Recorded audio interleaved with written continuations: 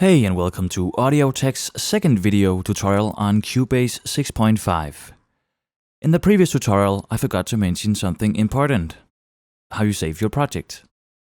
You just head to File and press Save or Save As.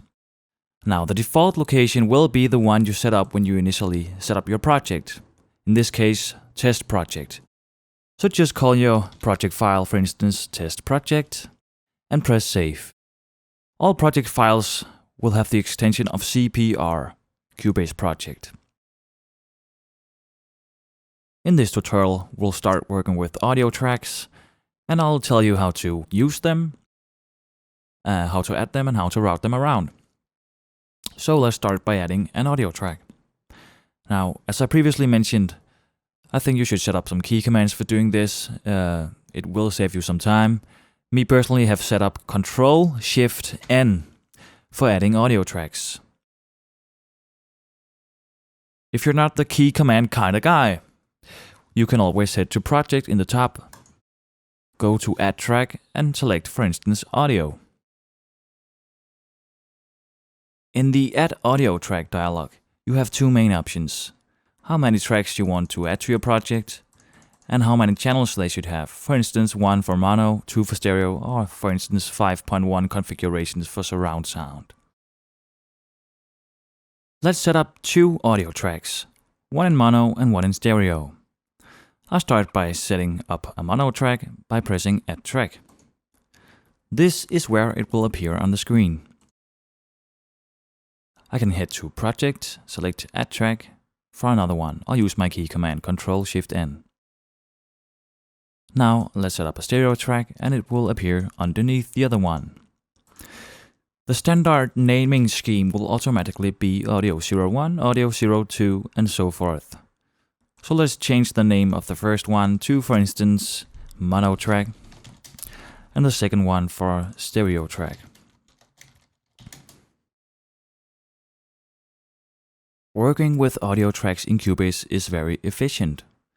Here you have your channel strip in a vertical layout, and here you have all your audio tracks in a horizontal layout beside all your audio clips. You can resize those individually by dragging on the edge, or you can resize all of them at once down here.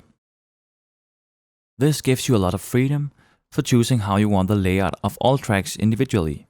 For instance, your mono track might not be that important right now, so you can just drag it all the way up here.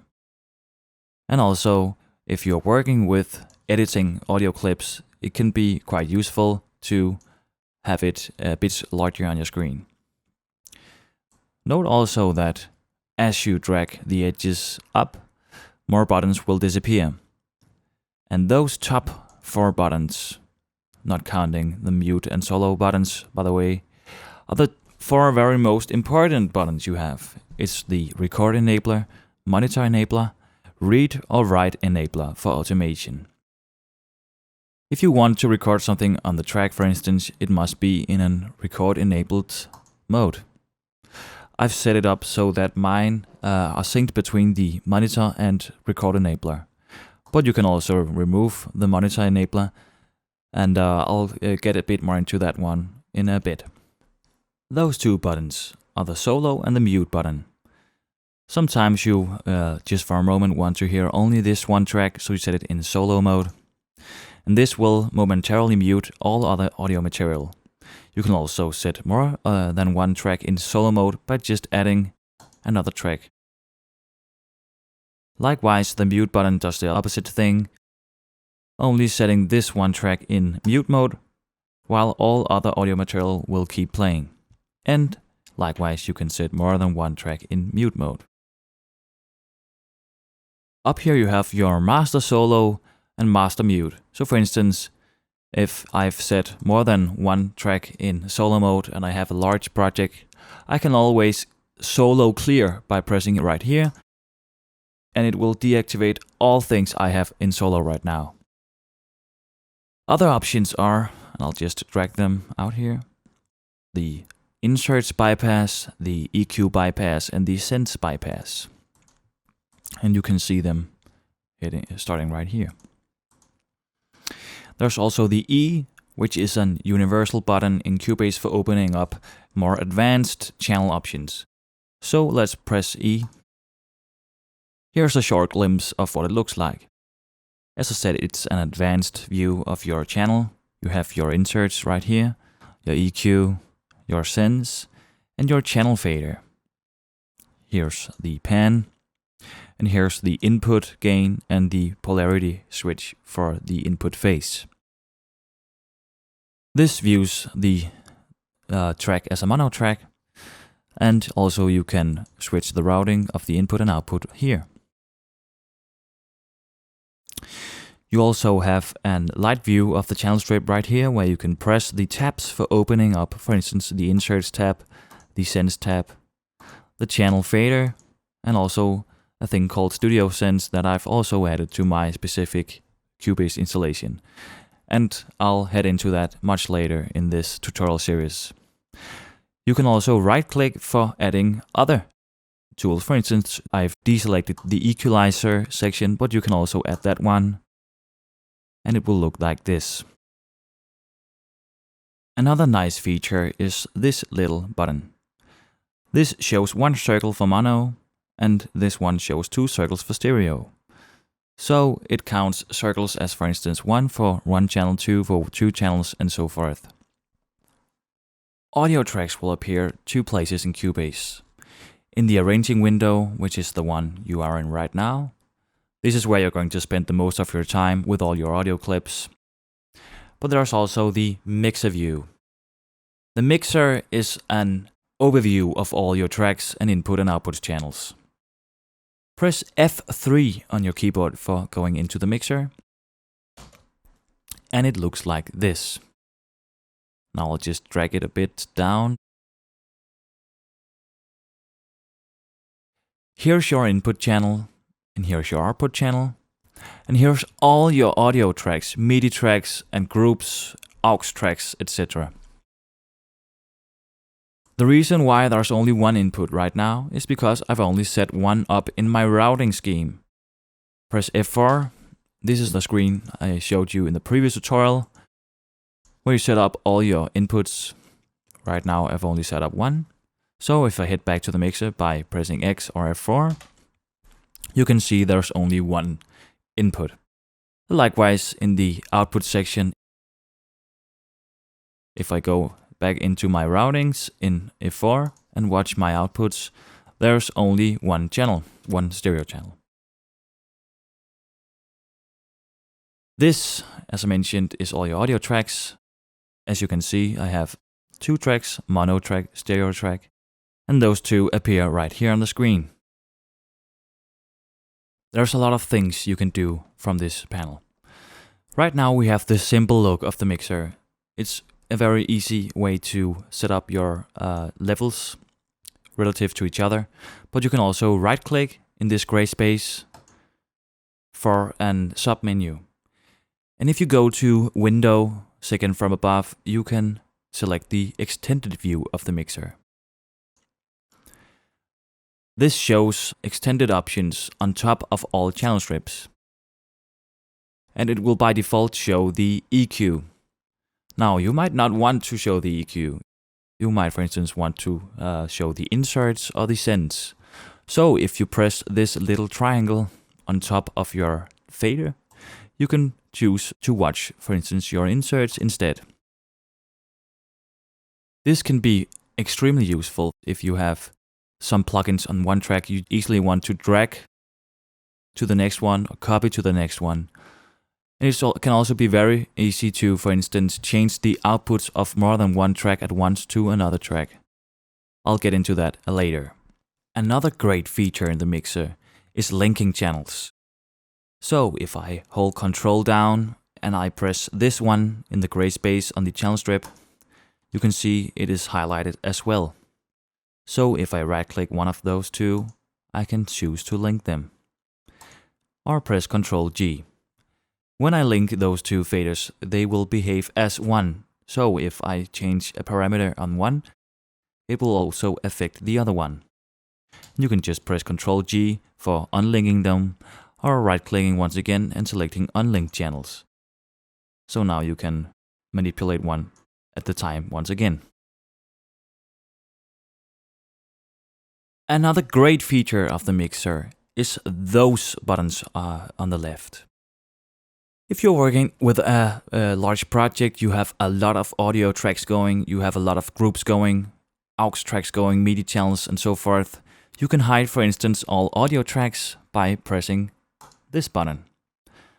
All your groups and all your MIDI channels, aux channels will still appear, but it will only hide the audio tracks.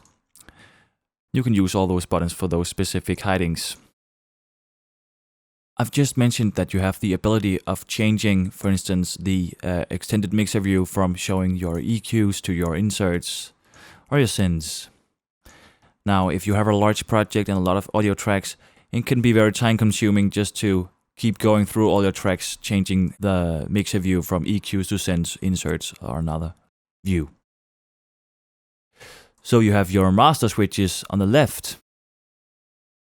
So you can press the master EQ switch for showing EQ strips on all channels, or the inserts master switch, the synths, and so forth.